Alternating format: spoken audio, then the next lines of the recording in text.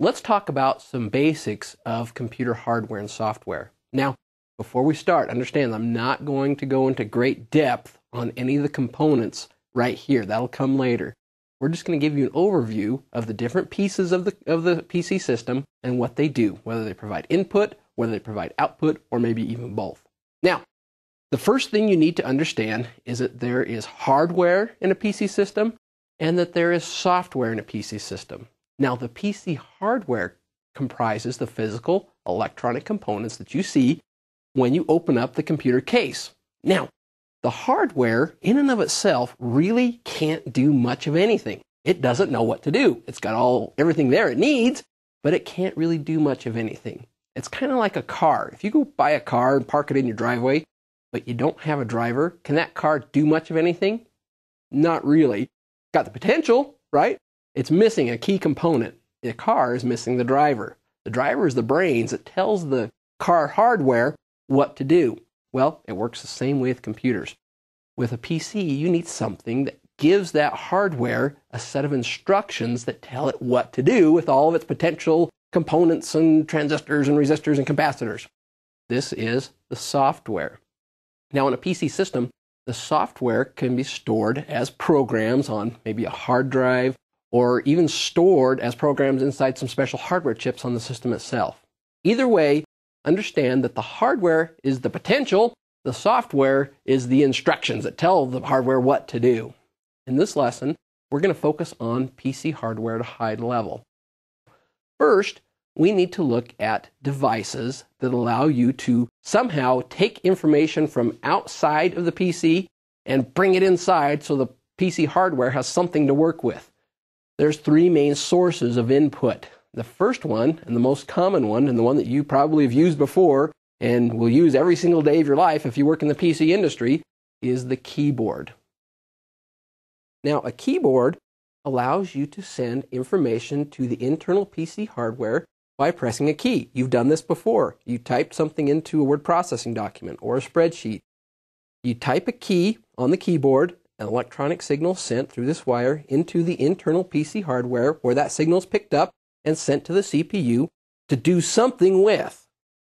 These are some of the earliest input devices and probably the one that you're most familiar with. Back in the old days of computers, before the personal computer, the PC, we didn't have keyboards. We used a funky little thing called punch cards, and you'd have to punch a series of holes in the card and run it through a card reader, and that's how you got your input into the computer system.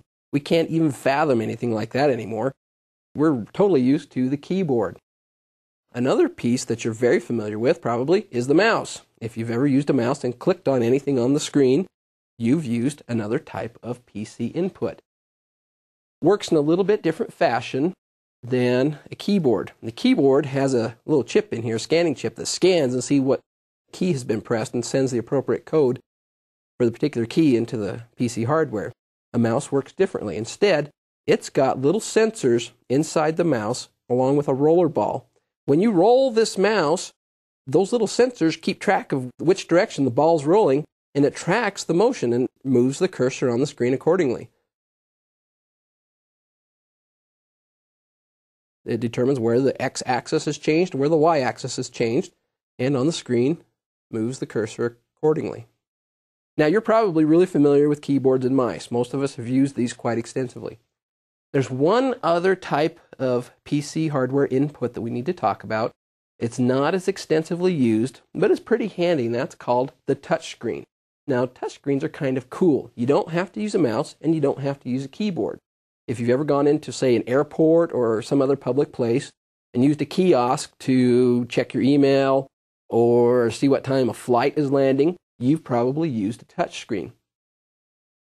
Instead of using a keyboard or mouse, what the touchscreen does is apply an overlay on top of the PC monitor. And it's actually, if you look at it sidewise, there's two layers to it. And here's the PC monitor itself right back here. Okay, and this is an exploded view, of course, of the touchscreen. It's actually not that thick. It's very thin. But there's actually a space in between these two layers.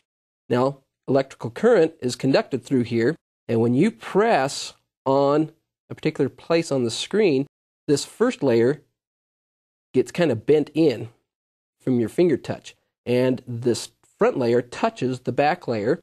That sends an electrical signal to the PC hardware, kind of like a mouse or a keyboard, and it tracks where on the screen using the XY coordinates you pressed. And the PC can do whatever it is the software's been programmed to do based on that input. This type of technology, like I said, is used in airports, other public places, libraries, in order to make it really easy for the user to interface with the system. It's also used in the newer type of PCs called tablet PCs that kind of look like a little notebook. And if you've ever used a personal digital assistant, a PDA, you've used a touch screen. You're able to write on the screen, and the system interprets, hopefully, the characters that you hand wrote and displays them digitally on the PDA screen. So those are some of the ways, 3 of the ways that we can input information into the PC system.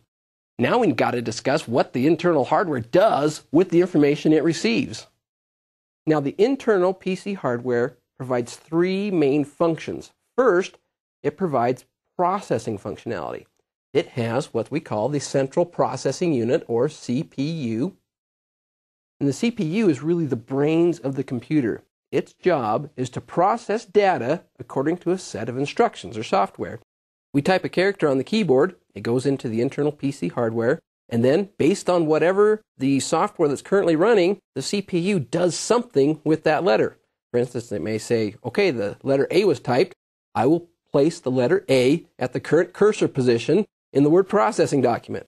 Or it might say, the letter A has been pressed and we're running a game application, so that means fire the laser cannons. Whatever it is, the software that's currently running, the CPU takes the input that we send it and does something with it.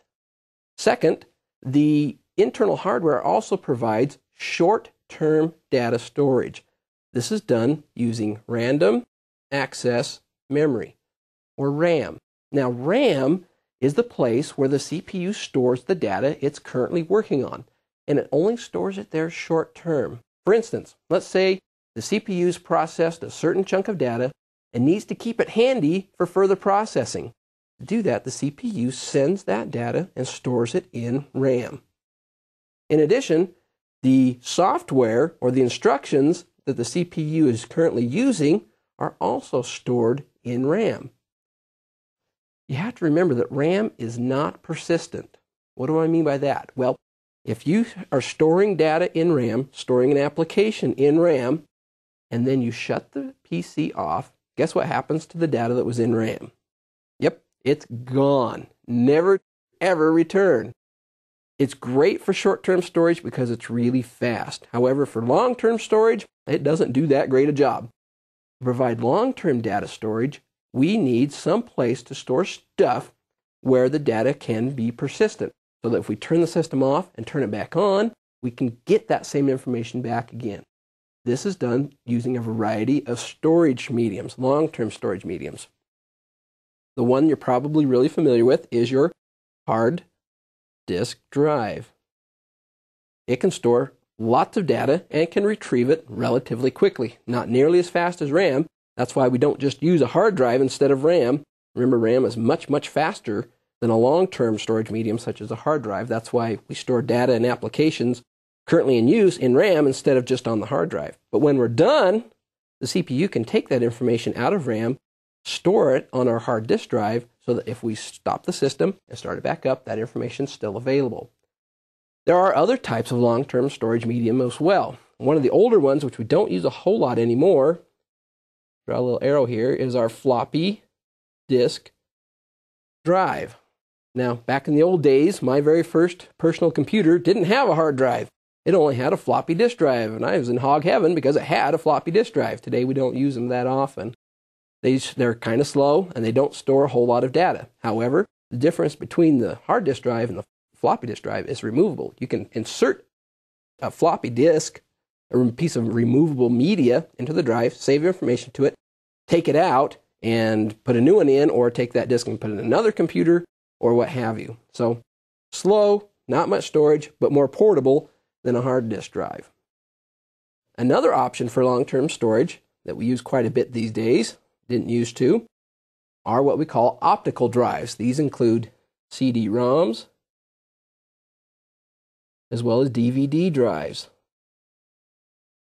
With a CD-ROM or DVD drive, we can store huge amounts of information on an optical disc. These optical storage devices come in two different varieties. We have the read-only version. Right here we have a CD-ROM, CD, read-only memory. Now these devices, you can read all the information you want from them, but you can't save information. In other words, if we were working on an application here with the CPU and we wanted to save the data we were working on, we wanted to save it to a CD-ROM drive, we can't do it because the information is set and fixed. We can't add anything to it. All we can do is read from it. Same with a DVD-ROM drive. You can, however, have writable versions of these, and we have a CD-R or a CD-RW. These allow us to both read information from the CD drive as well as write information to it, and similar with a DVD drive. You can have a DVD-ROM or a DVD-RW, which allows you to save information to it as well. There's one more type of long-term storage medium we need to talk about, and that is called by a variety of different names. Some people call it a flash drive. Some people call it a pen drive. Some people call it a thumb drive. But basically what we have is some components inside of a very small case that we plug into the computer, and that it has memory chips a lot like RAM. However, unlike RAM, the memory chips in a flash drive can be written to, and it is persistent. So we can save information to our flash drive, turn the system off, plug the flash drive into the same computer or even a different one, boot everything up, and still have that same information available. So it's persistent. It's very similar to RAM, that it uses computer chips, but unlike RAM, it is persistent. Now, to this point, we've talked about how we get information into the computer, what we do with the information once it's in the computer. Now we need to talk about what we do to get information out of the computer. The first and most obvious type of output device is our good old monitor. Information that's being processed by the CPU can be displayed on a screen like a television screen so you can see what it is you're working with. We take monitors for granted today, but believe it or not, there was a time, and it wasn't that long ago, when a monitor on a computer system was unheard of. You input information into the computer using punch cards, like we talked about before, and then you got information out of the computer using some kind of teletype machine. Pretty hard to play games when your output's being printed out on paper instead of on a screen. Now, a second type of output is audio.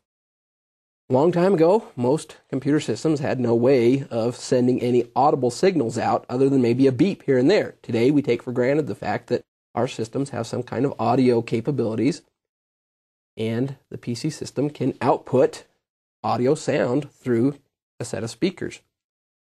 Now, what if you need printed information? Here we can see stuff on the screen, here we can hear stuff, but a lot of times with PCs we need a piece of paper with the processed information on it. We do that using a printer. Now the printer's plugged into the PC system. Information processed by the CPU is sent through a wire to the printer, and then the printer takes that information, formats it, and using a variety of different technologies, prints it onto a piece of paper.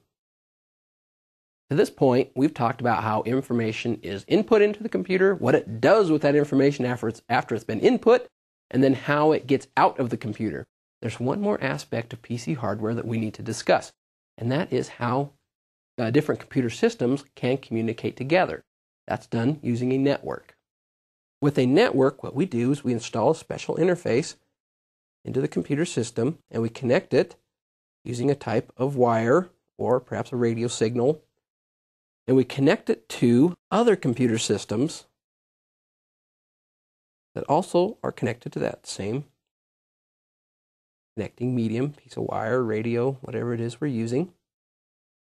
And doing this information that we've input and is being processed by the CPU can be sent to other computers on the network as well. In that respect, the network operates as both an input, because we can receive information from other computers, and it also functions as an output because we can send information to other computers as well. One of the great benefits of the modern PC system is the fact that it's modular. Now, all the components that we've talked about, the input, the output, the internal, and as well as the networking communications are all built on a modular basis. This is really a big benefit to us. Back in the old days, computers weren't modular at all. In fact, they were completely proprietary. If a part burned out or you needed to upgrade it, you couldn't go down to your local computer store and buy a replacement part off the shelf. Instead, you had to send it back to the manufacturer, and they would implement the fix or integrate in the new part. It was very, very expensive. Today, PCs are modular and standardized. That means you can add or remove components to customize the PC to do whatever it is you want it to do. For example, if you wanted to connect a FireWire digital camera to your PC, you can purchase a FireWire board, install it in the computer, and just have it work. In order to have this broad modularity with PC systems, we have to use standards. By implementing standards with PC components, we can go down to the computer store and say, I have a PC that's built by this certain manufacturer, and I really don't like the video board that came with it. I want to buy a video board from a different manufacturer, put it in, and have it all work. Now, couldn't do that in the old days. Today we can. This allows you to buy different components from a variety of different manufacturers, put them all together into a system, and have them interoperate correctly. So, for our PC basics, remember that the computer system is made up of two high-level components, the hardware and the software. When we're dealing with hardware, we have components that allow us to input information into the PC. We have components inside the PC that manipulate that information that we input. And then we have output devices that allow us to see in some way or hear what it is the computer has done. We also talked about how computer components today are modular and standardized, which allow us to put together systems using hardware from a variety of different vendors.